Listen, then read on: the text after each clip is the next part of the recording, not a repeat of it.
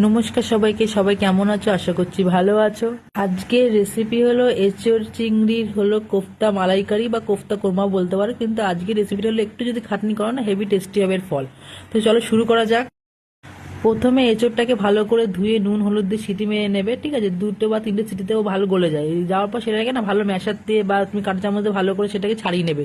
ছাড়িয়ে নেওয়ার পর দেখতে পাচ্ছ আমি কিরকম রেখেছি, পুরো একদম নরম করে দেবে না, এমনি রাখবে একটু যাতে হাতে বা মুখে দিলে তুমি সেটা বুঝতে পারো, ঠিক আছে? তার মধ্যে দেখো আমি স্ক্রিনে যে মশলাগুলো দিয়েছি সেই মশলাগুলো এক এক করে দিয়ে দেবে, দিয়ে ভালো করে মাখবে।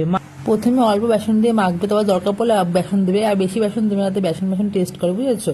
তো ভালো করে মেখে সাইড করে রেখে দেবে। আর ওইদিকে কি করবে, কড়াইতে মধ্যে নুন হলুদ মাখিয়ে রাখা চিংড়ি মাছগুলোকে ভালো করে ভেজে নেবে, ঠিক আছে? ভেজে তুলে নেবে। তুলে নেওয়ার পর কি করবে, যে কোফতাগুলো করেছে না ওগুলো হাতে গোল গোল করে তার মধ্যে মাঝখানে একটা করে চিংড়ি মাছ দেবে, দিয়ে ভালো করে মুখটা চেপে দেবে। আর ছোট ছোট গোল করে, বেশি টাইট দিয়ে বড় বড় গোল করবে না, তাহলে কাঁচা থেকে ছোট ছোট গোল করে হালকা হালকা চেপে না শেপ করে নেবে। আর প্রতিটার মধ্যে মাঝখানে একটা করে তোমার চিংড়ি মাছ দিয়ে মানে তেলটাকে প্রথমে হাই করবে, হাই করে লো করবে, করার পর তার মধ্যে দেখো কোফতাগুলো দিচ্ছি, কোফতাগুলো দিয়ে ভালো করে এপিট ওপিট করে ভেজে নেবে। ধিমি আঁচে করে, বেশি হাই দেবে তাহলে পুড়ে যাবে আর ভিতরে কাঁচা থাকবে। তো ভালো করে ভেজে তুলে নেওয়ার পর এবার ওই তেলের থেকে কুচি করে রাখা পেঁয়াজগুলো ভালো করে ব্রাউন কালারে ভেজে নেবে। ভেজে নেওয়ার পর না সেগুলো তুলে নেবে, কারণ ওই পেঁয়াজ দিয়ে